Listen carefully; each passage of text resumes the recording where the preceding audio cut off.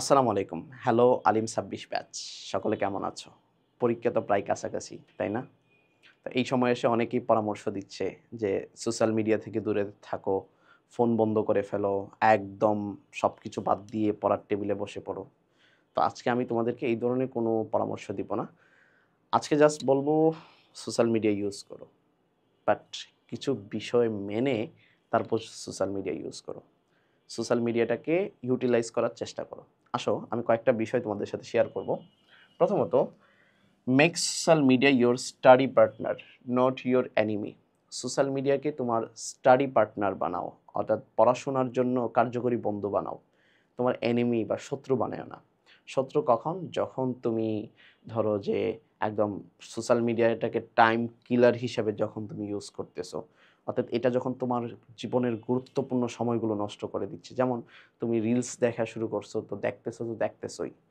এই বিষয়গুলো যদি হয় তাহলে এটা কিন্তু টাইম কিলার, এটা তোমার জন্য শত্রু। আর স্টাডি পার্টনার কিভাবে? ধরো এখন ওই পরীক্ষার আগের যেই পূর্ববর্তী যেই সময়টা আছে, তুমি এখন দরকার পড়লে একটা নতুন অ্যাকাউন্ট খুলো। সেই নতুন অ্যাকাউন্ট খুলে তোমার এইচএসসি বা অ্যাডমিশন রিলেটেড যেই গ্রুপগুলো আছে সকল গ্রুপে অ্যাড হও। অর্থাৎ তোমার সামনে সকল পোস্ট যেন পড়াশোনা কেন্দ্রিক আসে, এটা শিওর করো। এটা যদি করতে পারো, অথবা তুমি বিভিন্ন যে সকল ফ্রি ক্লাসগুলো আছে অনেক, তোমার ফেসবুকে আছে, তারপরে ইউটিউবে আছে, ওই পেজগুলোকে ফলো করো। যাতে তুমি ইউটিউব কিংবা ফেসবুক কিংবা টেলিগ্রামে ঢুকলেই যেন তুমি যেন ক্লাস কিংবা পড়াশোনা ছাড়া যেন তোমার সামনে যেন আর কিছু যেন না আসে। এটা কিন্তু কাজে লাগাতে পারো। দ্বিতীয়ত, ক্রিয়েট এ ডিজিটাল নোটবুক। একটা ডিজিটাল নোটবুক তৈরি করো না। ডিজিটাল নোটবুক এমনও হইতে পারে যে ধরো তোমার ফেসবুকে তোমার সামনে অনেক ধরনের নোট আসতেছে, যখন তুমি সকল স্টাডি রিলেটেড গ্রুপগুলোতে যখন থাকবা, নোট আসতেছে, তখন তুমি কি করো, এটাকে সেভ করে রেখে দাও। সেভ করে যে তোমার যে সেভ বক্সটা, এটা একটা ডিজিটাল নোটবুক হবে। অথবা কোনো জিনিস ধরো তুমি দেখছো যে এটা আমার পড়াশোনার জন্য কাজে লাগবে, এটা পড়লে হয়তো আমি সহজে প্লাস পাবো, ভালো মার্কস উঠাতে পারবো, বা কিছু টেকনিক, এই টেকনিকগুলো যদি আমি ফলো করি তাহলে হয়তো আমি পরীক্ষায় ভালো মার্কস উঠাতে পারবো। সাথে সাথে এটাকে কপি করো।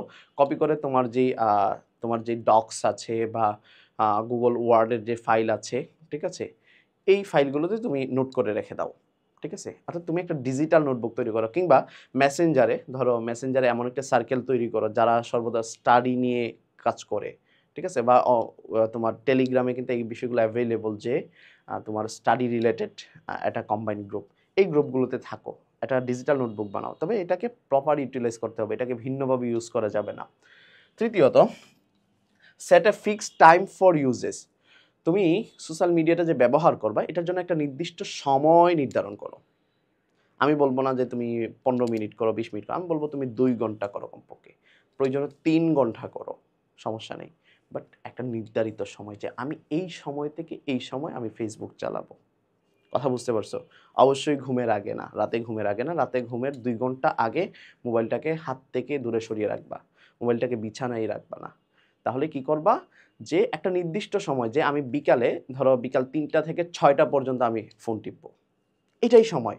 জাস্ট ৩টা ১ মিনিটে শুরু করবা, জাস্ট ৬টার সময় শেষ করবা। এর বাহিরে যেন আর যেন ফোন যেন সোশ্যাল মিডিয়া যেন ইউজ না করো। হ্যাঁ, ফোন আসলে ফোন রিসিভ করতে পারবে, বাট সোশ্যাল মিডিয়ার জন্য একটা নির্দিষ্ট একটা সময় তৈরি করো, যে এই সময়টাতেই আমি সোশ্যাল মিডিয়া ব্যবহার করব।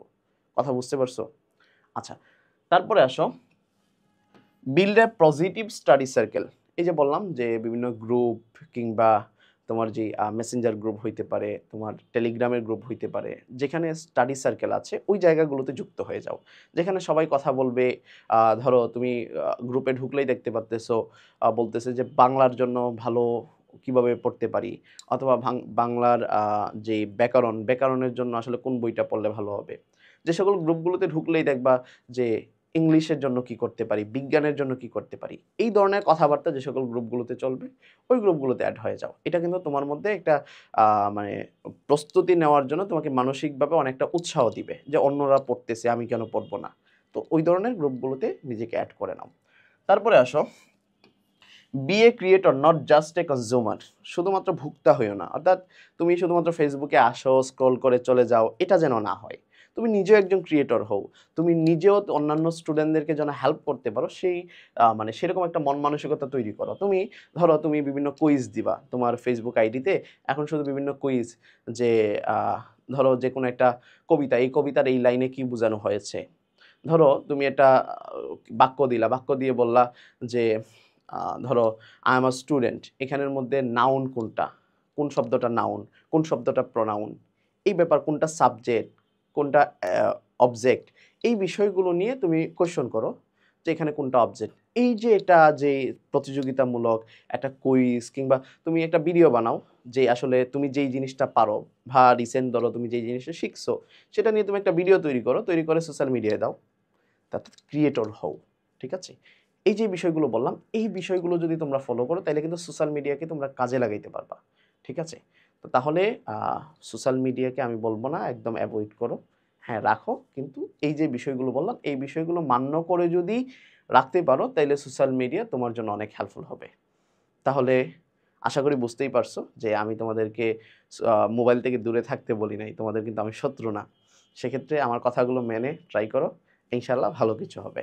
দেখা হবে পরবর্তী কোনো ক্লাসে। আসসালামু আলাইকুম।